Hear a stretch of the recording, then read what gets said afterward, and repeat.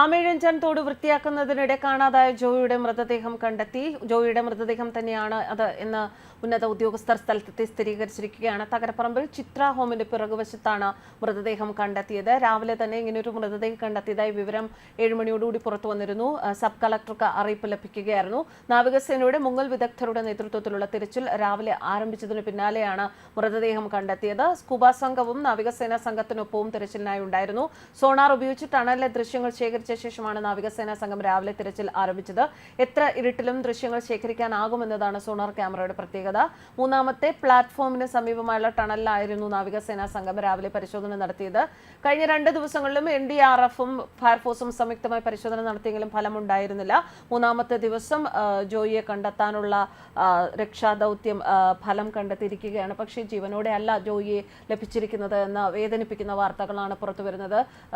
കഴിഞ്ഞ അവസാന നിമിഷം വരെയും ജോയിയെ ജീവനോടെ കണ്ടെത്താൻ സാധിക്കുമെന്നുള്ള പ്രാർത്ഥനയും പ്രതീക്ഷയും നിലനിൽക്കുന്നുണ്ടായിരുന്നു. പക്ഷെ 2 ദിവസം കഴിഞ്ഞപ്പോഴേക്കും ഇനി എന്തായിരിക്കും സംഭവിക്കുക എന്നുള്ള ആശങ്ക എല്ലാവർക്കും ഉണ്ടായിരുന്നു. കഴിഞ്ഞ ദിവസം രാത്രി 9 മണി കഴിഞ്ഞാണ് താൽക്കാലികമായി അന്വേഷണം അവസാനിപ്പിച്ചത്. റെയിൽവേ ട്രാക്കിന് അടിയിലൂടെ കടന്നുപോകുന്ന ടണലിൽ സ്കൂബ സ്കമം കഴിഞ്ഞ ദിവസവും മുങ്ങി പരിശോധന നടത്തിയെങ്കിലും ലക്ഷ്യം കാണാനായില്ല. അതിശക്തമായി വെള്ളമൊഴുക്കിവിട്ട മാലിന്യം നീക്കാനുള്ള ശ്രമവും ഫലം കണ്ടില്ല. നാവികസേനാ സംഘത്തിൽ 7 പേരാണ് ഉണ്ടായിരുന്നത്.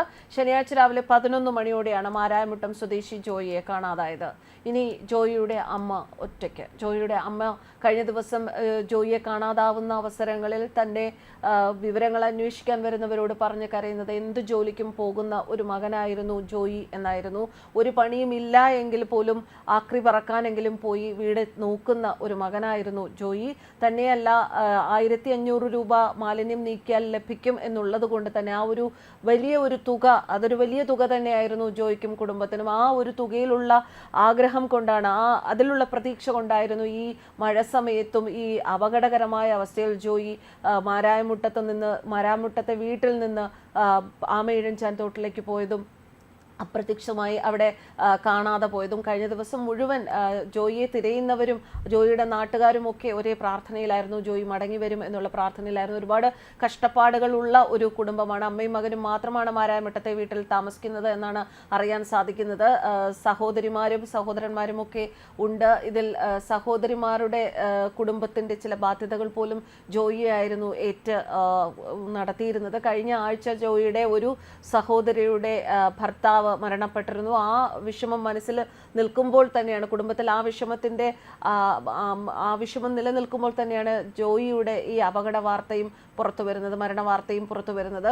എന്തായാലും ഇതിൽ നിന്നെങ്കിലും സംസ്ഥാനത്തെ ഭരണാധികാരികൾ പഠിക്കുമോ എന്നുള്ളതാണ് ഇപ്പോൾ ഉയരുന്ന ചോദ്യം. ഇത്രമാത്രം മാലിന്യം ഒഴുക്കി വിടാൻ ഒരു നദിയോ ഒരു തോടോ ഒക്കെ ഉണ്ട് എങ്കിൽ മറ്റൊന്നും നോക്കണ്ട എന്നുള്ള ഒരു ചിന്ത തന്നെയാണ് പലപ്പോഴും നമ്മുടെ ഭരണാധികാരികൾക്കുള്ളത്. ആ മാലിന്യം പ്രോപ്പറായിട്ട് നീക്കാനുള്ള ശ്രമങ്ങൾ, ഓപ്പറേഷൻ അനന്ത പോലുള്ള കാര്യങ്ങൾ ഇവിടെ ഉണ്ടായിരുന്നിട്ട് പോലും അത് പ്രോപ്പറായി കൈകാര്യം ചെയ്യാൻ ഒരു ഭരണാധികാരികൾക്കും ആർക്കും സാധിച്ചില്ല എന്നത് തന്നെയാണ് ഇപ്പോഴും ഇവിടെ ജോയിയുടെ ഈ മരണവുമായി ബന്ധപ്പെട്ട് പുറത്തു വരുമ്പോൾ നമ്മൾ എല്ലാവരും ചിന്തിക്കേണ്ട ഒരു കാര്യം.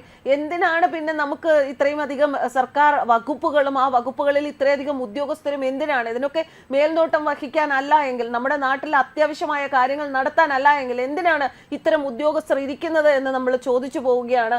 കഷ്ടപ്പെടുന്ന വിഭാഗക്കാർ കഷ്ടപ്പെടുക തന്നെയാണ് ചെയ്യുന്നത്. അവരുടെ ജീവനും അവരുടെ ആരോഗ്യത്തിനും ഒന്നും യാതൊരു വിലയുമില്ല എന്ന് തന്നെയാണ് ഇപ്പോഴും നമ്മൾ മനസ്സിലാക്കേണ്ടത്. കഴിഞ്ഞ ദിവസം ഒരുപാട് പ്രതിഷേധങ്ങൾ ഇതിനെ ചൊല്ലി വന്നിരുന്നു. കോർപ്പറേഷൻ റെയിൽവേ അധികാരികളെ കുറ്റപ്പെടുത്തുന്നതും റെയിൽവേ അധികാരികൾ തിരിച്ചു കുറ്റപ്പെടുത്തുന്നതും മാത്രമാണ് നമ്മൾ കണ്ടതും കേട്ടതും ഒക്കെ. പക്ഷെ എന്താണ് ഇതിനൊക്കെ ഒരു സൊല്യൂഷൻ എന്നുള്ളത് ചെയ്യാൻ മാത്രം ആർക്കും മുന്നോട്ട് വരാൻ സാധിക്കുന്നില്ല, അതിന് മേൽനോട്ടം കൊടുക്കാൻ സാധിക്കുന്നില്ല. ശരിക്കും സങ്കടകരമാണ് നമ്മുടെ നാട്ടിലെ അവസ്ഥ എന്ന് പറയുന്നത്. മറ്റൊന്ന്, ടെക്നോ പാർക്കിലുള്ള ഒരു കമ്പനി ഇതുപോലുള്ള മാലിന്യം നീക്കുന്നതിന് റോബോട്ട്സിനെ വികസിപ്പിക്കുന്ന ഒരു കമ്പനിയുണ്ട്. അവിടെ റോബോട്ടുകളെ വികസിപ്പിക്കുന്നുണ്ട്.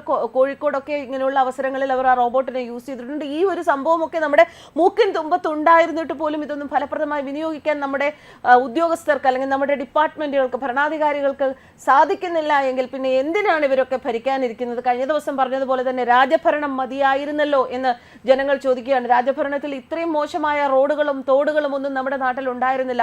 എല്ലാം വളരെ ഫലപ്രദമായി തന്നെയാണ് പോയിക്കൊണ്ടിരുന്നത്. അത്തരം ചോദ്യങ്ങളും ഉയരുകയാണ്. കഴിവുകെട്ട ഭരണാധികാരികളെ ഇനിയും വച്ചു പൊറപ്പിക്കാൻ പാടില്ല എന്ന് തന്നെയാണ് ഈ ഓരോ സംഭവവും, ഓരോ ദിവസവും നമ്മുടെ നാട്ടിൽ നടക്കുന്ന സംഭവങ്ങൾ സൂചിപ്പിക്കുന്നത്. News desk കർമാനോസ്.